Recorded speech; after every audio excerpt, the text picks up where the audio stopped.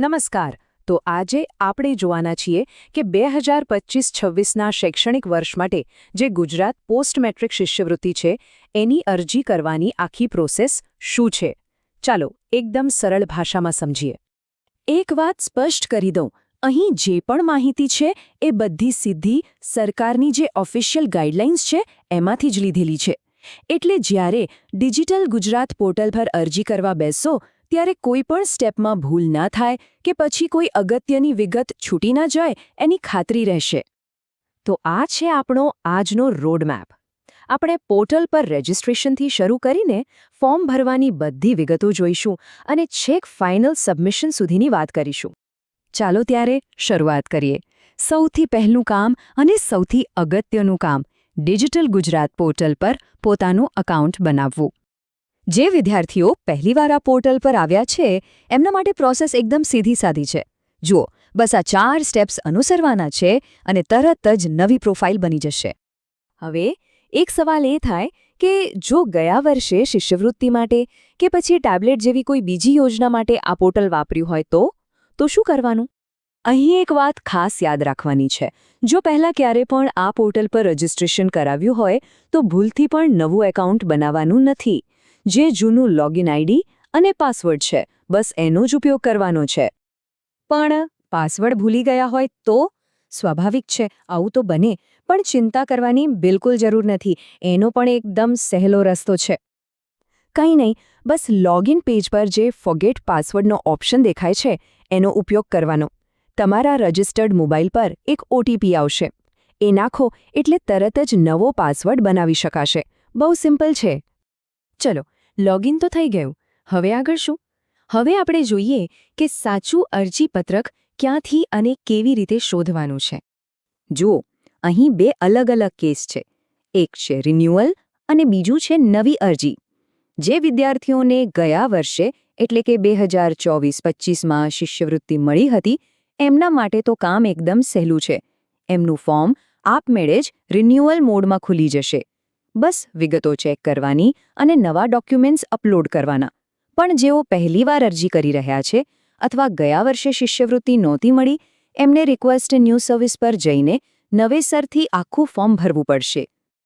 તો આ માટે શું કરવાનું? બસ આટલા સ્ટેપ્સ છે. લોગિન કરીને સર્વિસીસમાં જાઓ. ત્યાં સ્કોલરશિપ સર્વિસીસ પસંદ કરો. નાણાકીય વર્ષ બરાબર 2025-26 જ સિલેક્ટ કરવાનું છે હો. અને પછી પોતાની જરૂરિયાત પ્રમાણે રિન્યુઅલ કે રિક્વેસ્ટ ન્યૂ સર્વિસ પર ક્લિક કરી દેવાનું. ઓકે, હવે જે વાત કરવાની છે એ ખૂબ જ અગત્યની છે. આ વર્ષે અમુક નવા નિયમો આવ્યા છે જે ફરજિયાત છે. આ સ્ટેપ પર ખાસ ધ્યાન આપજો કારણ કે આના વગર અરજી આગળ વધશે જ નહીં. આ છે આધાર ઈ-કેવાયસી. આ સમજી લો કે એક પ્રકારની ડિજિટલ ઓળખની ચકાસણી છે જે બાયોમેટ્રિકથી થાય છે. અને હા, ભારત સરકારની જે યોજનાઓ છે એના માટે તો આ કર્યા વગર ચાલશે જ નહીં. જ્યાં સુધી ઈ-કેવાયસી સ્ટેટસ યસ ના બતાવે ત્યાં સુધી ફોર્મ સબમિટ જ નહીં કરી શકાય.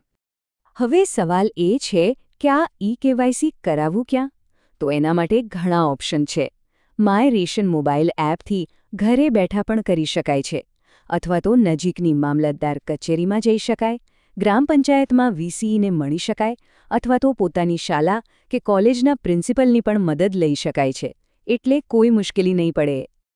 ઈ-કેવાયસી જેવું જ બીજું એક અગત્યનું સ્ટેપ છે OTR, એટલે કે વન ટાઈમ રજિસ્ટ્રેશન. આ એક યુનિક નંબર છે જે નેશનલ સ્કોલરશિપ પોર્ટલ એટલે કે NSP પરથી જ જનરેટ કરવો પડશે. અને આ નંબરને પછી ડિજિટલ ગુજરાતવાળા ફોર્મમાં નાખવાનો છે. ખાસ કરીને GOI યોજના માટે તો આ ફરજિયાત છે જ. તો ચાલો એક ક્વિક ચેકલિસ્ટ બનાવી લઈએ. ફોર્મ ભરવાનું શરૂ કરતા પહેલાં આ 4 વસ્તુઓ રેડી હોવી જોઈએ. પહેલું, આધાર ઈ-કેવાયસી થયેલું હોવું જોઈએ. બીજું, NSP પરથી OTR નંબર મેળવી લીધો હોય. ત્રીજું, રેશન કાર્ડ નંબર અને સભ્ય આઈડી જેવી કુટુંબ આઈડીની વિગતો હાથવગી હોય. અને ચોથું, જે બેંક ખાતું આપવાનું છે એ ચાલુ હોય અને આધાર સાથે લિંક થયેલું હોય. બસ આટલું પાક્કું કરી લેવાનું. બરાબર. એકવાર આ બધી વેરિફિકેશનની પ્રોસેસ પૂરી થઈ જાય પછીનો સ્ટેપ આવે છે ડોક્યુમેન્ટ્સનો. ચાલો હવે જોઈએ કે અરજી સાથે કયા કાગળો તૈયાર રાખવાના છે. આ રહી જરૂરી દસ્તાવેજોની યાદી. જાતિનું પ્રમાણપત્ર, વાલીનું આવકનું પ્રમાણપત્ર, ધોરણ 10થી અત્યાર સુધીની બધી માર્કશીટ, બેંક પાસબુકનું પહેલું પાનું અથવા તો કેન્સલ ચેક, જો અભ્યાસમાં કોઈ ગેપ પડ્યો હોય તો એનું સોગંદનામું, હોસ્ટેલમાં રહેતા હોય તો એનું સર્ટિફિકેટ, આ વર્ષની ફી ભર્યાની રસીદ, પાસપોર્ટ સાઇઝનો ફોટો અને હા, આધાર કાર્ડ અને રેશન કાર્ડ તો ખરા જ. આ બધાની સ્કેન કોપી તૈયાર રાખવાથી કામ ફટાફટ થશે. અને હા, અહીં એક ખૂબ જ અગત્યની સૂચના પર ધ્યાન આપજો. જે પણ ડોક્યુમેન્ટ્સ અપલોડ કરો એ ઓરિજિનલ જ સ્કેન કરવાના છે. ઝેરોક્સ કોપી સ્કેન કરીને અપલોડ કરશો તો અરજી રિજેક્ટ થઈ શકે છે, એટલે આ ભૂલ બિલકુલ ના કરતા. ચાલો, હવે આપણે લગભગ છેલ્લી ઓવરમાં છીએ. હવે બસ યોગ્ય યોજના પસંદ કરવાની છે અને અરજીને ફાઇનલ ટચ આપીને સબમિટ કરવાની છે. આ ટેબલ બહુ કામનું છે. આના પરથી એક જ નજરમાં ખબર પડી જશે કે કઈ યોજના માટે કેટલી આવક મર્યાદા છે અને એમાં શું લાભ મળે છે. જેમ કે પોસ્ટ મેટ્રિક્સ શિષ્યવૃત્તિ છે, ભોજન બિલ સહાય છે, સાધન સહાય છે. આમાંથી પોતાની લાયકાત પ્રમાણે સૌથી યોગ્ય યોજના પસંદ કરી શકાય છે. અને આ છે ફાઇનલ સબમિશનની પ્રોસેસ. પહેલાં સાચી યોજના પસંદ કરીને બધી વિગતો ભરી દો. પછી બધા સ્કેન કરેલા ડોક્યુમેન્ટ્સ અને ફોટો અપલોડ કરી દો. પછી મોબાઈલ નંબર વેરીફાઈ કરવા માટે ઓટીપી નાખવાનું આવશે અને છેલ્લે કન્ફર્મ એન્ડ ફાઇનલ સબમિટ પર ક્લિક કરવાનું. પણ અહીં કામ પૂરું નથી થતું.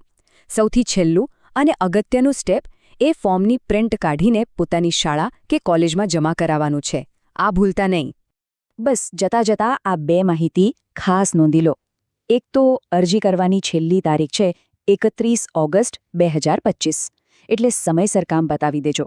અને બીજું, જો અરજી કરતી વખતે ક્યાંય પણ અટવાઓ કે કોઈ સવાલ હોય તો આ હેલ્પડેસ્ક નંબર પર ફોન કરી શકાય છે 1800-233-5500. તો આખી પ્રક્રિયા હવે આપણી સામે છે. માત્ર એક અરજી શિક્ષણના આખા વર્ષ માટેનો રસ્તો ખોલી શકે છે. તો આ તકનો પૂરેપૂરો લાભ કેવી રીતે લેવો એ હવે નક્કી કરવાનું છે. સૌને ખૂબ ખૂબ શુભકામનાઓ.